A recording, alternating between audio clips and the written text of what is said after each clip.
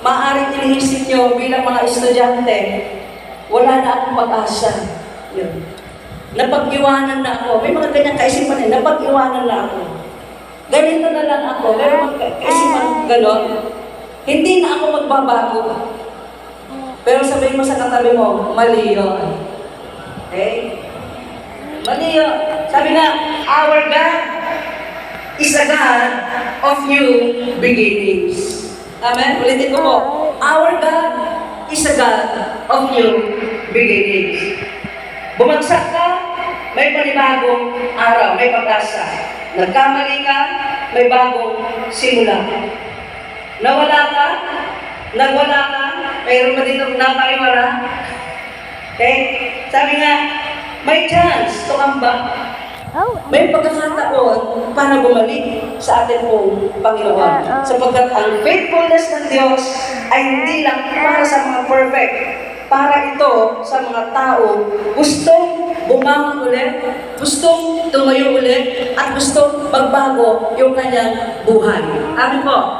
So, kaya sa kabila ng lahat, napakaraming dahilan para tayo po ay magpasalamat sa Panginoon. At isang pagpapatunay na tayo nagpapasalamat sa Diyos, nandito po tayo sa araw ng pasasalamat, magbibigay ng pasasalamat sa kadakilaan ng ating pong Panginoon. Maniniwala ba kayo na marami kayo para magpasalamat sa Diyos? Yung bang pag-gising mo pa lang sa umaga, may hininga ka. Isang pasasalamat na ito, dapat magbigay tayo ng pasasalamat sa Panginoon. Kasi maraming mga tao, hindi na nagigising eh. Tama ba? Pero yung nandito tayo ngayon, okay? Isang dahilan para magbigay tayo ng pasasalamat sa Diyos. Yung may lakas ka, yung may buhay ka, pagpapatunay na ang Diyos ay dakila at napakabuti sa bawat isa po sa atin. Ang sabi sa James chapter 1, verse 12, Blessed is the one who perseveres under trial. Okay. Sa mga estudyante, bago kayo nakapasa, hindi lang kayo nakapasa. Bakit nakapasa kayo? Bakit nandito kayo sa araw ng pasasalamat at sa pagtatapos? Kasi lumaban kayo. Okay? May mga pressure, may mga trials, pero salamat sa Diyos, nilabanan niyo yun, kaya nandito po kayo sa araw ng pasasalamat at sa araw ng pagtatapos. Amin po ba? Hindi lang kayo natapos. Okay? Sa school year na ito, tinulungan kayo ng Diyos na makatapos.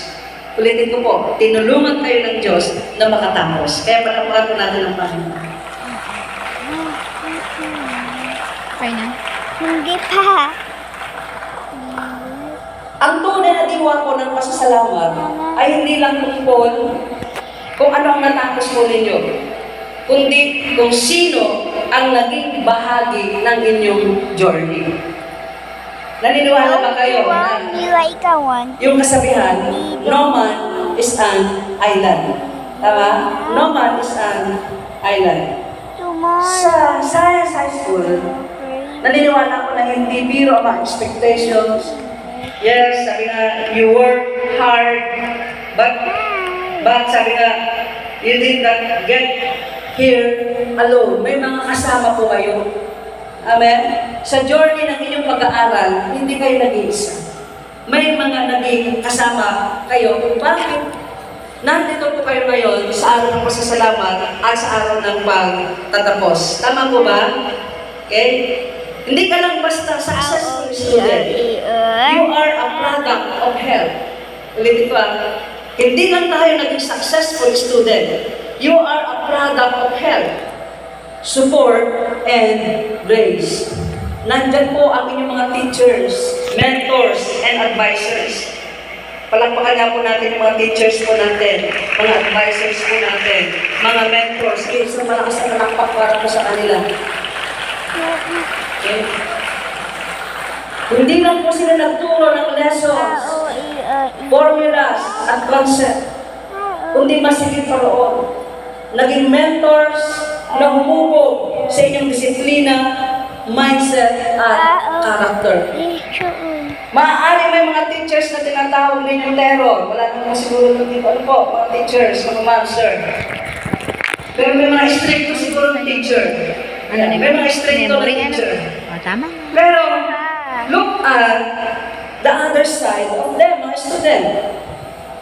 Tingnan po natin yung mga teacher kasi araw ng pasasalamat. Una po natin pasalamatan yung ating mga teachers. Okay? Sila yung mga nagsagang mag-explain, tama ba? Kahit pa ulit-ulit na, hanggat hindi ninyo na-absorb, ulit-ulit itong mga guro natin na nag-explain, nagtuturo sa bawat isa sa atin. At sila rin yung nag-correct o dumidisiplina. Kahit minsan mahirap, tanggapin. Itong mga guro, sila yung nag-push sa inyo para mas maging better or you can be at your best. Tama po ba? Sila yung mga naniwala sa potential ninyo. Kahit kayo mismo, duda sa inyong mga sarili. May mga teacher na talagang nagbibigay sila ng pinupush nila. Yung kanilang mga estudyante, kaya mo yan. Kahit yung estudyante, mapapaantay niya sa sarili niya. Pero itong mga guro, may mga guro na talagang nag-encourage. Kaya mo yan. Okay? Sabi nga, may kasabihan na teaching is not about transferring knowledge. Ulitin pa, teaching is not just about transferring knowledge, but instrument in transforming lives. Naniniwala po kayo dito. Sa totoo lang, hindi lang sila teachers ng subject, kundi partners. Mga estudyante, pangalaman nito sa mga teacher. Yung inyong mga teacher, no?